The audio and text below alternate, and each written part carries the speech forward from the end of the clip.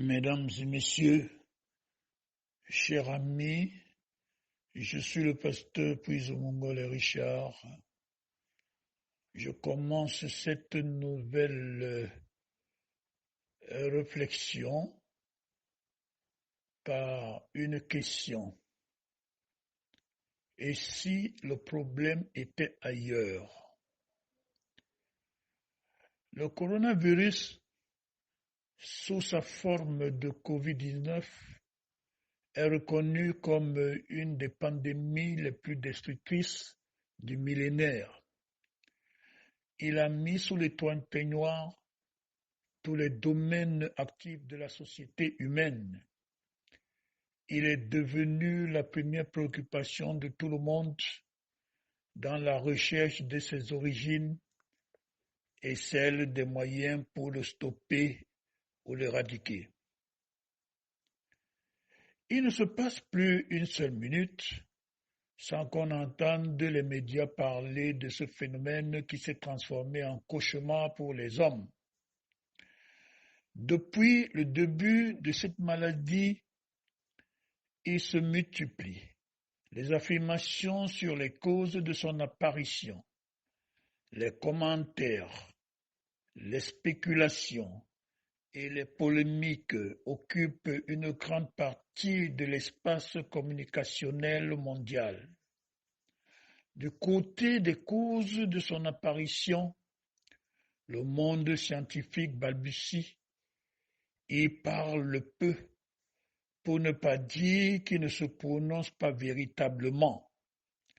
La palme d'or de l'animation de ce drame mondial revient au secteur diplomatico-politique. Aujourd'hui, on entend dire que la Chine a voulu, au travers de ce scandale, prendre l'ascendance sur l'économie mondiale. Hier, on a accusé les États-Unis de vouloir mettre la Chine et le monde entier à genoux. Une autre version fait porter le chapeau à la France dans la vente d'un laboratoire à virus à la Chine. Tous ces commentaires, plus ou moins justifiés, présenteraient les angles réduits du problème dont la base se trouverait dans l'équation de l'équilibrage de l'économie mondiale au travers de ce que nous avons appelé l'épuration générationnelle. Une épuration générationnelle qui peut être considérée comme le génocide d'une génération bien ciblée à partir des contextes bien précis. Plusieurs années déjà, le débat sur le surpeuplement du monde bat son plein au cours des grandes rencontres internationales. À ce débat vient s'ajouter celui de l'économie, vu sous l'angle des producteurs et des consommateurs. Et c'est ici qu'intervient la question du rajeunissement et du vieillissement, et celui de l'espérance de la vie dans la société des hommes. Les sociétés occidentales n'arrivent plus à maîtriser la politique de l'équilibre entre les travailleurs et les retraités. En d'autres termes, la politique de l'équilibre entre les producteurs et les consommateurs, malgré les cotisations qui ont été faites par ces derniers avant de faire valoir leur droit à la retraite. Le chambardement économique ne fait plus penser à la retraite bien méritée. Il donne plutôt de considérer maintenant les retraités comme des gens dont l'existence nuit gravement à la prospérité économique. Vu du côté de la prospérité économique, ceux et celles qui arriveraient à l'âge de la retraite établi par des conventions devraient plutôt mourir que de continuer à percevoir les pensions sans rien faire. A priori, cet argument paraît léger en l'opposant au système de cotisation des travailleurs pour assurer une retraite soutenue. Cependant, avec une économie qui est toujours exposée à la précarité, on pourrait se demander si les politiques de l'emploi des sommes cotisées n'auraient pas connu des échecs. L'argent cotisé par les travailleurs en Occident peut-il encore subvenir aux besoins des milliers et des milliers de retraités? C'est la grande interrogation avec les retraités dont l'espérance de vie avoisine les 85 ans. Un simple calcul nous amène à comprendre très bien que la société des consommateurs affecte considérablement l'économie mondiale. Il faut donc chercher à régler le problème du vieillissement de la population mondiale. Il y a quelques années, je me suis retrouvé en Italie et ce pays traversait une crise économique très grave. J'ai posé la question à un Italien sur les causes de cette crise économique. La réponse que j'ai reçue de lui était très simple. Plusieurs Italiens préféraient être à la retraite que de continuer à travailler. Pour dire qu'à un certain moment, la société des consommateurs avait le nombre de gens plus élevé que la société des producteurs. Cette réponse paraît aussi légère, mais au fond, elle a sa place dans les causes de la crise économique. On pourrait même dire qu'elle est la principale cause de l'effondrement de l'économie italienne. Dans presque tous les pays de l'Europe, les mêmes causes ont produit les mêmes effets. En France, la révolte des Gilets jaunes a pour base les réformes de la retraite initiées par le gouvernement. C'est aussi une façon de s'attaquer à la société des consommateurs. Vous demandez, vous posez cette question. Pourquoi le Canada et les États-Unis sollicitent-ils depuis un certain moment la main-d'œuvre d'autres pays? Les politiques de l'équilibrage entre la société des consommateurs et celle des producteurs ont échoué. Et c'est un constat clair.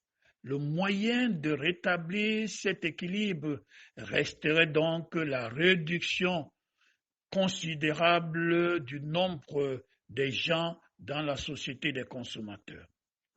Le coronavirus tue. Ce coronavirus, dans sa nouvelle version, tue. Il tue surtout les gens qui ont 60 ans et plus. Il fait des fois une petite descente chez les cinquantenaires. Il tue aussi les personnes qui ont des antécédents de santé. C'est vérifié que quand on se rend à l'hôpital parce que atteint du coronavirus, du Covid-19, si on est soixantenaire, la prise en charge n'est pas la même que pour celui qui se trouve en dessous de ceux qui ont moins de 50 ans. Les soixantenaires et plus font partie de la société des consommateurs qui affecte négativement l'économie mondiale. C'est aussi vérifié que 80 à 90% des décès du coronavirus sont les soixantenaires et plus, puisqu'ils sont aussi ceux et celles qui ont plus les antécédents de santé. Les nouveaux dieux du monde qui cherchent à remplacer le Dieu créateur du ciel et de la terre, sauveur et régénérateur de toutes choses, qui a le souci du prolongement de la vie des êtres humains, les nouveaux dieux, disions-nous, qui ne se dévoilent pas officiellement parce que appartenant à une secte profondément ésotérique, ont un plan précis de l'équilibrage et du contrôle du monde. L'un d'eux, Bill Gates n'a-t-il pas affirmé qu'il va réduire la population mondiale? Le nombre des morts, pour eux, n'est pas encore atteint. Il faut éliminer le plus grand nombre de personnes qui font partie de la société des consommateurs. Le jour où ils atteindront leur objectif, le Covid-19 disparaîtra. Il suivra alors la phase de la vaccination pour tout le monde. Et cette phase de la vaccination massive sera le début du contrôle de toute l'humanité. La thèse des puces électroniques dans les vaccins ne doit pas être négligée. En effet, avec les puces électroniques, ces nouveaux dieux du monde auront la décision de vie ou de mort sur chaque être humain.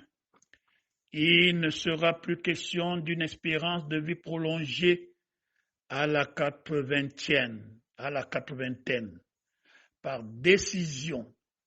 Les nouveaux dieux du monde, la société des consommateurs ne sera plus qu'une équation simplifiée puisque beaucoup de gens seront éliminés au seuil de leur retraite pour préserver d'après eux une économie qui ne connaîtra plus la perturbation et un monde qui ne connaîtra plus le surpeuplement et ses conséquences parmi lesquelles le réchauffement climatique. Les hommes et les femmes qu'on laisse mourir parce qu'ils ont atteint la soixantaine et plus, avec les antécédents de santé, sont victimes de l'épuration générationnelle qui ne fait pas partie du plan de Dieu, le Dieu Tout-Puissant qui connaît comment gérer le monde. Bill Gates et ses amis de l'ombre ignorent une chose: seul celui qui est éternel et immortel peut prendre la décision sur les mortels. C'est très amusant que les mortels projettent de pareilles idées et commencent à les réaliser. Ils vont sûrement rencontrer Dieu sur leur chemin. À lui seul la gloire, à Dieu seul la gloire au siècle des siècles. Je vous remercie.